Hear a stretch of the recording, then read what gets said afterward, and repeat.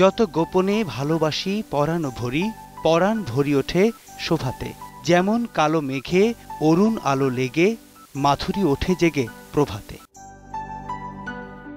ধর্মপ্রচারের অভিযোগে ২৬৯ খ্রিস্টাব্দে ইতালির রোমে খ্রিস্টান পাদ্রী ও চিকিৎসক সেন্ট ভ্যালেন্টাইন্সকে বন্দী করে রোমান সম্রাট দ্বিতীয় ক্লাডিয়াস। ১৪ ফেব্রুয়ারি তাকে হত্যার পর দিনটিকে ভ্যালেন্টাইন্স ডে ঘোষণা করেন পোপ সেন্ট জেলাসিও প্রথম জুলিয়াস। সেই থেকে উদযাপিত হচ্ছে দিবসটি। বাবা মার জন্য এক্সট্রা ভাবে গিফট নিয়ে আসি, ফুল নেওয়া যায়, কার্ডটা কিনে এনে সবাইকে দেই, ফুল দেই, গিফটস দেই। ছোটখাটো একটা প্ল্যান করে আমরা ওইখানে থেকে ফ্রেন্ডরা মিলা কথাবার্তা বলে আড্ডা দিই এইভাবে। ভ্যালেন্টাইন্স ডে উপলক্ষে অনুষ্ঠান বা আয়োজনের কমতি নেই রাজধানীতে। ৬০০ গোলাপ দিয়ে এবং শোভাযাত্রার মাধ্যমে ভালোবাসা দিবস উদযাপন করেছেন নারায়ণগঞ্জের এক নারী কাউন্সিলর।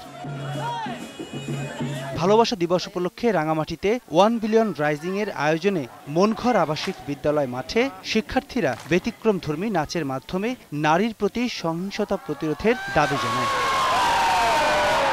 এদিকে ঝিনাইদহের বিভিন্ন বিনোদন কেন্দ্রে তরুণ তরুণী সহ সব বয়সী মানুষের উপচে পড়া ভিড়। এদিকে পুলিশ শুধু আইন আর নৈতিকতার কথা বলে না, পুলিশের হৃদয়ে ভালোবাসা আছে এমন স্লোগানের মধ্য দিয়ে ফুল বিতরণ করেছে মেহেরপুর জেলা পুলিশ।